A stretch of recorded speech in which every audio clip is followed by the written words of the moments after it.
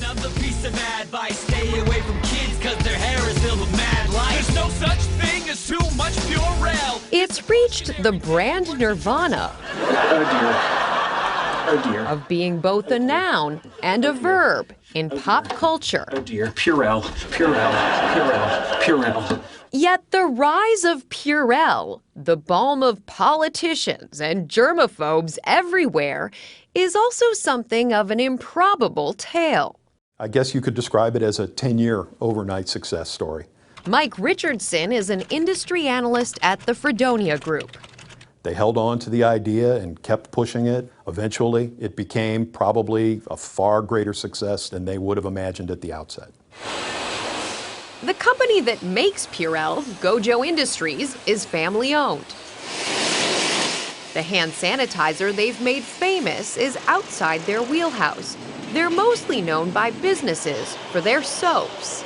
My Aunt Goldie and Uncle Jerry at the beginning in 1946 developed a hand cleaner to get grease and carbon black off of working people's hands. And it was called Gojo, the namesake of our company today. Gojo CEO Joe Canfer says his uncle Jerry Lippman revolutionized their business by making one of the industry's first dispensers. As you might notice this handle, that's an old window crank. As a small boy, I used to go to the junkyard and look for old window cranks. How many old window cranks do you think you found? Well, I found a lot, and I used to get rewarded, so I found plenty. When Canfer was in his 20s, Uncle Jerry gave him an even bigger reward, 50% of the company. He, with some wisdom, said to me, you know, if it's all mine, you know, you might waste my money. But if it's half yours, I think you'll take care of it. And take care of it, he did. In the late 80s, his company developed an alcohol-based hand sanitizer that was easy on the skin. Canfer intended Purell not for consumers, that came later, but for food and healthcare workers.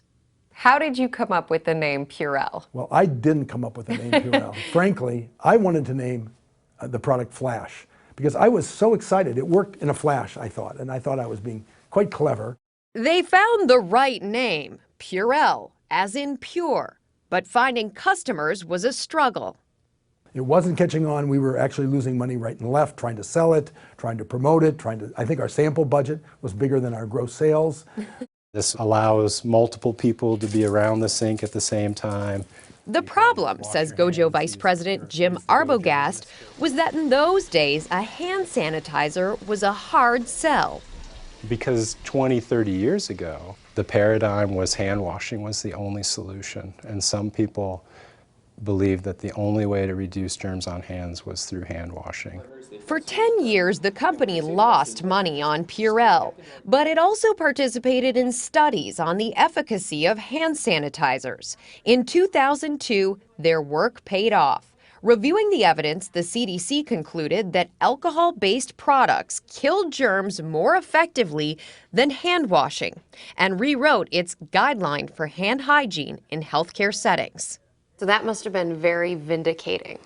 It was very vindicating. It was a huge success. It was what some people in the hallways here call the race to the walls. As in hospital walls, dotted with Purell dispensers. Business boomed. Today we'll be testing 3 different sanitizers. They'll be using each of the sanitizers 10 times. To grow that business, Gojo regularly asks in groups of people like these nurses to give feedback on new formulations of Purell. The focus in this session is on how the product feels.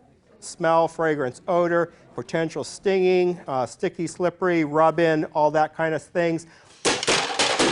They also beat up their dispensers.